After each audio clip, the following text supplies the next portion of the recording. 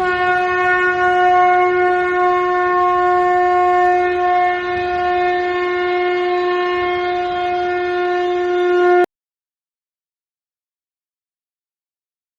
भगवान ने सारे देवताओं को विदा किया कि तुम हम पर विश्वास रखो, हम अवतार लेंगे।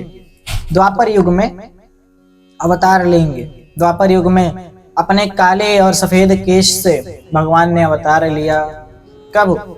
अब देखिए, पहले तो यहाँ पर श्री कृष्ण उस कंस के काल का बीज जो उसकी विदाई हो रही है, देवकी माता का विदाई कर रहे हैं। देवकी माता जा रही हैं वसुदेव जी के साथ में रथ पे, निकली बाहर और निकलते ही जैसे ही सारथी चल रहा है, सारथी मीन्स कंस सारथी था। तो कंस रथ को हाँकते हुए आगे चला। जो थोड़ी दूर चला, सीमा से पहले ही आया था, अभी कुछ कदम ही चला था आगे कि तैसे ही मौसम बिगड़ गया और आकाश से जैसे बादल फटने की ध्वनि आने लगी, बिजलियां कड़कने लगी, सारी तरफ से मौसम बेहाल हो गया। अब आकाशवाणी होने लगी कंस के नाम की। ए कंस, उसने बोला कौन है मुझे इस प्रकार से संबोधित करने वाला जिसको अपनी मृत्यु का भय नहीं। तो ऊपर से आकाशवाणी ने भी कह दिया। आकाशवाणी ने कहा, हे मूर्ख कंस, तू कह तो रहा है कि मैं मृत्यु हूं, लेकिन तेरा भी जो काल है, ये जो तेरा भी काल आ रहा है वो जन्म लेने वाला है पृथ्वी पर। तेरा काल। बोले कौन? मेरा काल कौन होगा? मुझे मारने वाला कौन होगा? बोले भविष्य में लिखा है तेरा काल देवकी का 8वां पुत्र होगा। देवकी के 8वें गर्भ की संतान तेरा काल होगी, तेरी मृत्यु होगी। उसने ऐसा कहा तो उसने कहा कि अच्छा, देवकी की, रुको अभी कारण ही मिटाए देता हूं। जब जड़ काट दूंगा तो पत्ते क्या उगेंगे, फल क्या आएगा। जड़ को काटने चला, उठाया खड्ग और जैसे ही मारने चला देवकी को, त्यों वसुदेव ने रोका। वसुदेव ने कहा, रुको बड़े भैया, अगर आपने कुछ भी अनिष्ट किया मेरी पत्नी का, तो मैं जो अपनी तलवार उठाऊंगा सारे विष्णुवंशियों की तलवार उठ जाएगी। अतः शांत हो जाइए। हम वचन देते हैं आपको, संतान से ही खतरा है ना, देवकी के 8वें गर्भ की संतान। हम वचन देते हैं आपको, हमारा वचन ही है, हमारा वचन जो हम कह देंगे वही सत्य है। पत्थर की लकीर हो जाती है हमारी वचन। तो हम वचन देते हैं आपको कि अपने प्रत्येक संतान को, देवकी के गर्भ की प्रत्येक संतान को लाकर अपने हाथ से आपके गोद में धर देंगे। अब आप उसका जोग कीजिए, पर मेरी पत्नी को जरा सी भी खरोंच ना आए। ये शर्त रखी वसुदेव ने। ठीक, हमने शर्त मान ली। कंस ने भी शर्त मानी, कहा जाओ। घर में भेज दिया। अब घर में भेजा, लेकिन कुछ दिनों बाद कारागार में डाल दिया। नारद जी आए।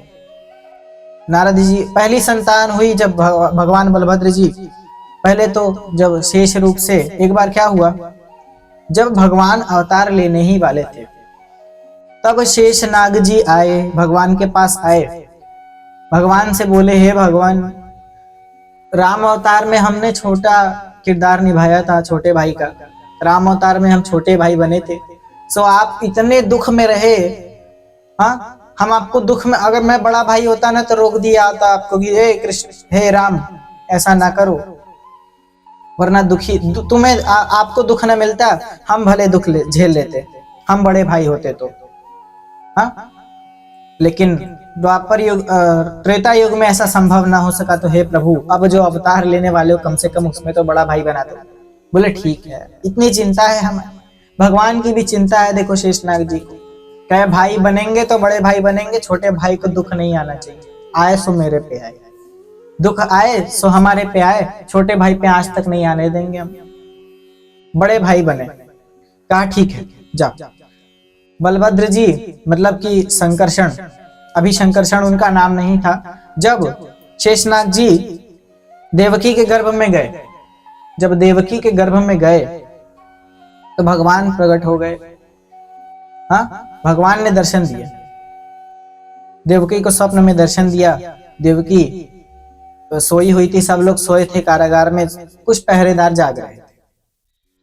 जब संकर्षण भगवान यानी बलभद्र जी जब उस देवकी के गर्भ में गए तो वहां से संकर्षित होकर रोहिणी के गर्भ में चले गए। रोहिणी यशोदा के यहाँ रोहिणी के गर्भ में संकर्षित हो गए शेषनाग जी।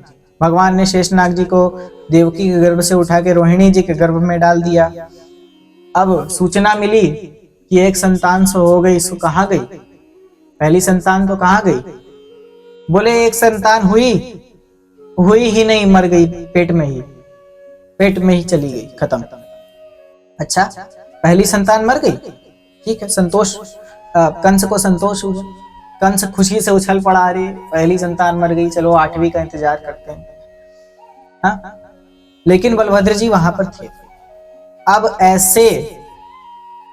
ऐसे जो कि कंस ने, जब नारद जी आए, नारद जी ने कहा बताओ कंस, तुम नारायण नारायण हम नारायण नारायण कहते हैं, तुम बोलते हो कंस कंस जपो, हाँ? जबकि तेरे अंदर भी उसी नारायण का वास है। तो याद रख, तेरा काल जो है, काल तेरा आएगा। बोले कहाँ आएगा? एक संतान तो पहले ही मर गई।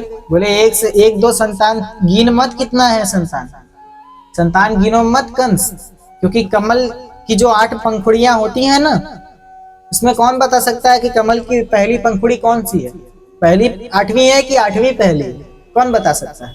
हो सकता है 8वीं जिसको पहले कह रहे हैं वही पहली है, जो पहली है वही 8वीं हो। हाँ? तो कोई बता नहीं सकता कि कौन सी पंखुड़ी पहली या 8वीं है, नहीं बता सकता।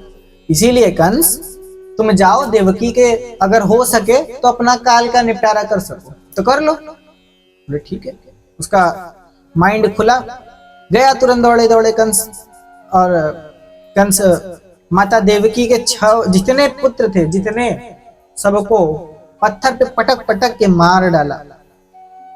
हाँ? पत्थर पे पटक पटक के बेचारे को 6 संतान को मार डाला, छठवीं को मार दिया। जितने 6 संतान थे सबको मार दिया कंस ने, मार दिया, प्राण निकल गए। बड़े ही दुख भरी दशा में वसुदेव जी हैं। वसुदेव जी प्रार्थना कर रहे हैं, हे प्रभु कब आओगे मेरे प्रभु? तो अब भगवान आए। भगवान ने देवकी माता के गर्भ में आए और माता एक दिन सो रही थी, देवकी माता और वसुदेव जी सब दोनों जने सो रहे थे। भगवान ने तुरंत अपना चतुर्भुज रूप दिखाया, भगवान ने दर्शन दिए, बोले माता आंखें खोलो। अच्छा, वसुदेव जी को उन्होंने आदेश दिया कि तुरंत जाओ, हम यहाँ रहना नहीं चाहते, तुरंत कारागृह में है हम, बताओ, तुरंत हमें छोड़कर आओ मथुरा के बाहर, यमुना के पार छोड़कर आओ नंद जी के यहाँ, वहां नंद जी सो रहे होंगे, उनकी पत्नी यशोदा के बगल में हमें लिटा करके उनकी बेटी रखी होगी, लेकर आ जाना। बोले अच्छा प्रभु चल। अब जो ही लेकर निकले डाली में, डाल होता है ना, डलिया जो होता है, दौरी जिसको कहते हैं, उसमें लेकर के वसुदेव जी निकले। ऐसे लेकर के निकले, जब देखा कि आंधी पानी तूफान चलने लगा, बहुत तेज वर्षा होने लगी।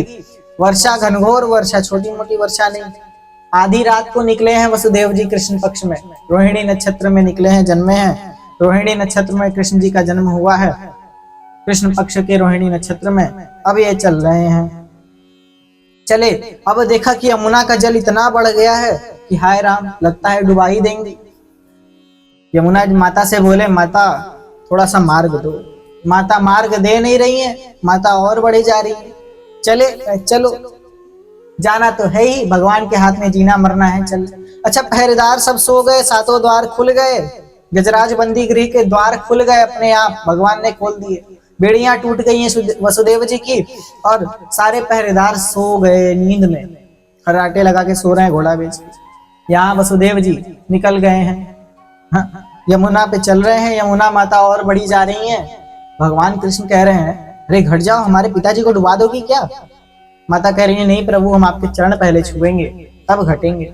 चरण छूने का आज मौका मिला है, जाने न दूंगी। तो भगवान ने धीरे से अपना पैर इसमें डाला, खेल रहे हैं, छूते छूते उठा लिया। माता कह रही है, क्यों ललचा रहे हो मधुसूदन, छूने दो ना पैर। कृष्ण जी ने पांव लटका दिए। अब माता गंगा ने पांव छुए, तुरंत घट गई, रास्ता मिल गया, चल रहे हैं। वसुदेव जी नंद जी के घर पहुंचे, नंद जी के घर कैसे कैसे पहुंचे और पहुंच करके देखा कि यशोदा माता सोई हैं, उनके बगल में एक पुत्री रखी हुई है, पुत्री भी सोई हुई है। उसके बगल में पुत्री को उठा करके भगवान कृष्ण को रख करके चले आए। पुत्री को लेकर के नंद वसुदेव जी नंद जी के यहाँ से पुत्री को उठा करके लेके चले आए।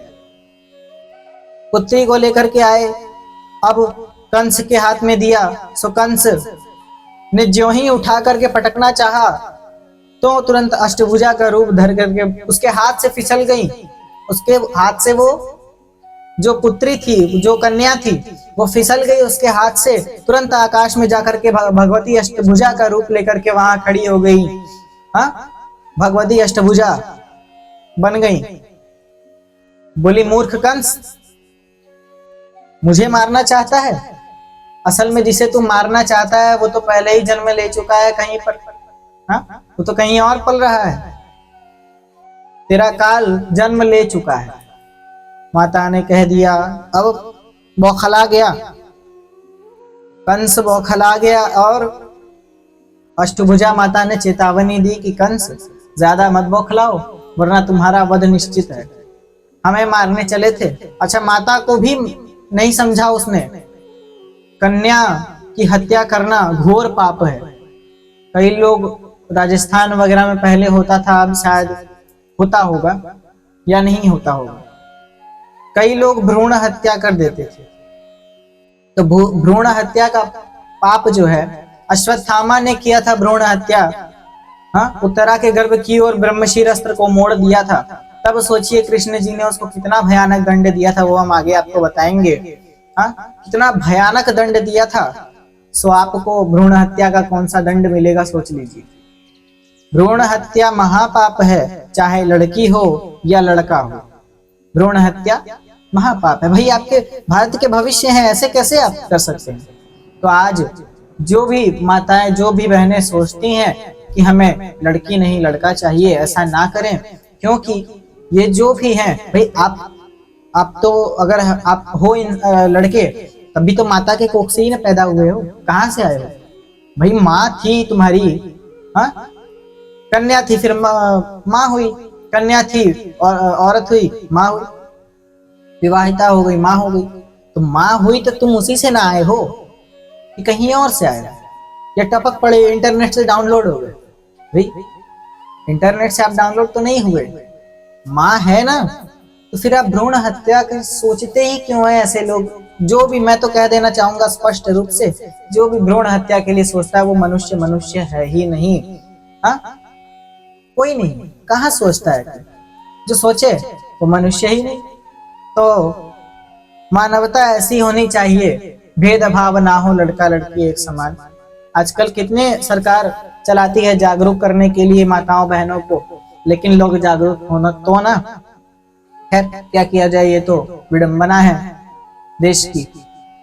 अब मानवता की बात है तो मानवता आप लोगों को भी दिखानी चाहिए, चाहे वो भ्रूण हत्या रोक कर ही हो, चाहे किसी की सहायता करके हो, चाहे कथा सुन के हो, चाहे अच्छा कथा सुनना सबसे बड़ी उपयोगिता आप लोगों की तो ये है कि आप कथा तक आ गए हो, कथा श्रवण कर रहे हो, कथा कान में जा रही है। नहीं तो उल्टे सीधे विचार, वो फलाने बोलेंगे कि अरे फलाने ने इसकी हत्या कर दी, आप सुन रहे हैं। ये सब अनर्गल विचार जाने से अच्छा है कुछ अच्छा जाए। कुछ नहीं तो श्री कृष्ण नाम ही गलती से कान में भी चला जाए तो आपका उद्धार हो जाएगा, 7 पीढ़ियां तर जाएंगी।